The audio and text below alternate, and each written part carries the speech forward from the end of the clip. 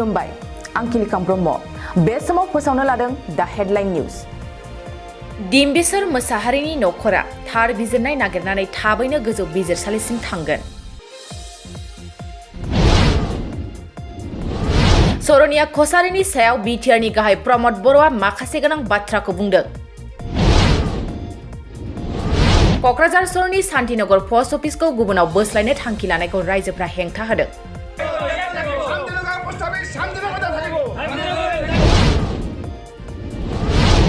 बाक्सायाव सुरांनि गुलियाव जोखोम जानाय मासे मैदेर दान्थाला दिनै जिउ गोमाबाय।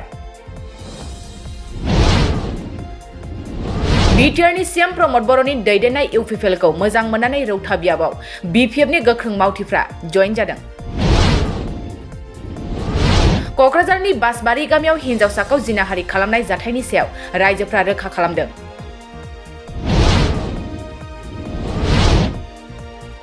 बाजिथामथि श्री श्री मा मनसा फुजा फोरबोआव बिटिआरनि सीएम प्रमद बर' आरो इएम राकेश ब्रह्मआ बाहागो लादों। कक्राझारनि माइदांस्रि फोथाराव खुंफुंनाय दुलाराय गुदि बाथौ आफादनि बोसोरारि जथुम्माया दिनै जोबलांबाय। बिटिआर हालामनि तामुलपुराव खुंनो लानाय एसियान कक' चेम्पियनशिपआ फैगौ 20 निफ्राय 23 मार्चसिम सोलिगोन। दिनैनि फोसावनाय दा हेडलाइन निउजआबो एसेनोसै। गोजोन्थों। गय गायग्रा आबादारिफोरनि थाखाय मोनसे मोजां खौरां। थापा नार्सारियाव मोननो हागोन जाखांफु लाइमोनफोरजों बानायजानाय हाजो आरो हायेनावबो गायजानाय अर्गेनिक गय फुलि।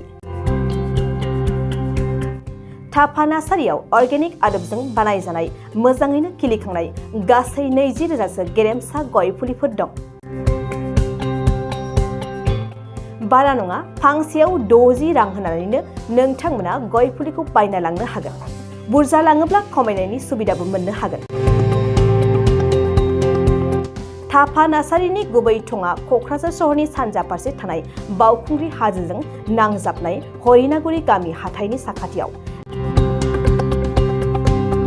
बे अर्गेनिक गय फुलिफोरखौ लांफैनोब्ला नोंथाङा 8011837272 नङाब्ला 9707460226 जानबुं अनजिमायाव थोंजोङै जगाजग खालामहरनो हागोन।